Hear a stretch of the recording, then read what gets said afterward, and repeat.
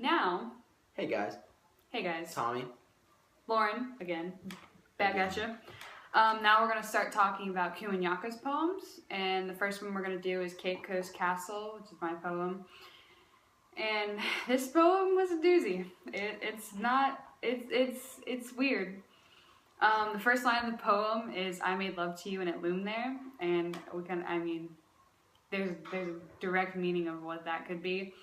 But I personally, like, reading through the poem, I don't think that's what it means. I think it means I gave myself to love, and I think love in the context of this poem could mean freedom, tradition, or just anything worth fighting for to Kumanyaka.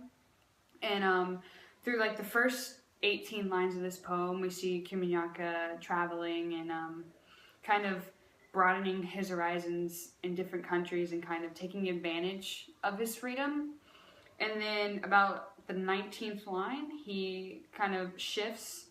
He says, "I walked into a public toilet thinking of W.E.B. and buried in a mausoleum." And W.B. Du Bois, as we all know from History of the Americas, is a civil rights activist. But he fought with his words, not his hands. So he kind of goes into this thought process of, why would I let his work go on without being known? I mean, he's dead, but these works are supposed to be timeless. It's one of those things where W.E.B. Du Bois is such a well-known name, it's such a well-known person, but a lot of people don't know what he stood for or what his ideals were, and I think that's mainly because he's not here to speak for himself anymore. As he's passed on, his works have passed on as well, and people have begun to forget what he stood for and what made him famous and why he was put on this pedestal, because he had such great ideas. But I think they're all kind of not necessarily going by the wayside, but beginning to deteriorate as we become farther and farther away from his preachings. Definitely. And going back into like the middle part of that journey that I was talking about before, he says, "I went away when the ghost of my mother found me sitting beneath a palm." And I think this line is easily overlooked, but I think it's a foreshadow or a precursor to a vision or an event that's going to happen later in the poem, and I think it's quite important. But back to what Tommy was saying about W.E.B., yeah, he definitely planted ideals of freedom and civil rights. So we start getting more into the poem, and he's traveling again, and his next stop is... It's Accra, which is the capital of Ghana. And that's kind of where the title comes in. Accra is on the coast of Ghana, right on the water. And the title of the poem is Cape Coast Castle. Excuse me. That's tough to say, and mainly because it's alliteration. Alliteration. You got 3 C's right in a row. But no, so I think that's Accra is the most prominent location in this poem, and it's where the title comes from. So it's obviously got some importance to it. And he kind of, as he's getting closer to Accra, he has sort of like, I don't know, an epiphany or something inside of him that goes off, and he's like, I belong here. He said in the poem, it's not a feeling but a longing for this place. And he gets there and he gazes, and he's taken aback by some of the sights that he sees there. And as this is all happening, it sort of triggers like a vision of slavery, of everything that W.E.B. was fighting against.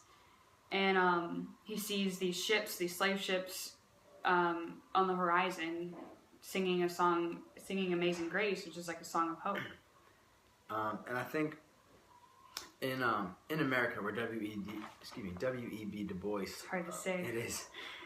Was doing most of his work. By the time of civil rights, slavery had all passed. That whole chapter in America's history had come and gone. But the racial divide was still there.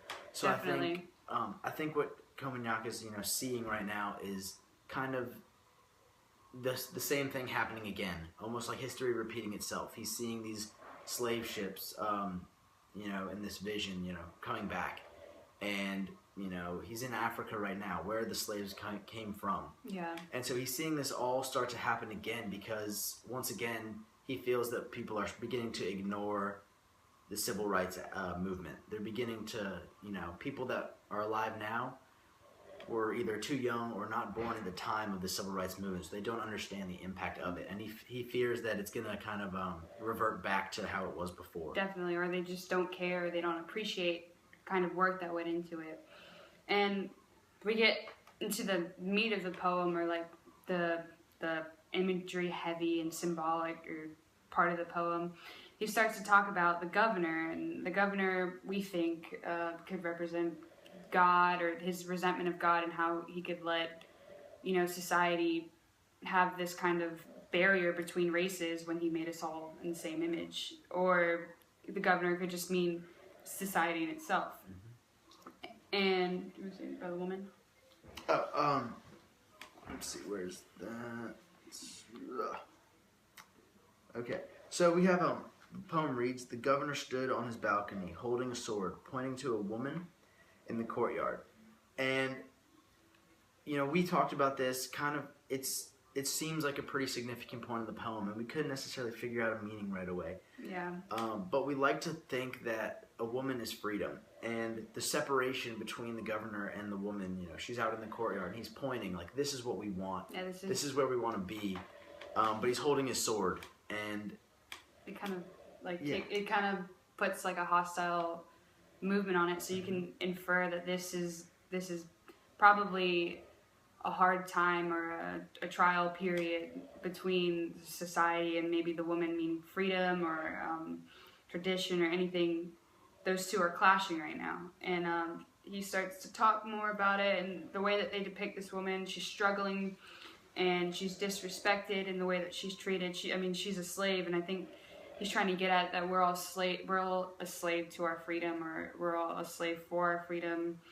Meaning that I think he thinks that we don't have to, or he wants us to fight for our freedom. He thinks there's still a fight going on, but I think he feels that we're kind of stuck in mundane life, and we're comfortable in the way that we're living in society. And I think he's pretty adamant and passionate that we need to keep this, not movement alive, but, keep everyone educated that this is happening. So yeah, thanks.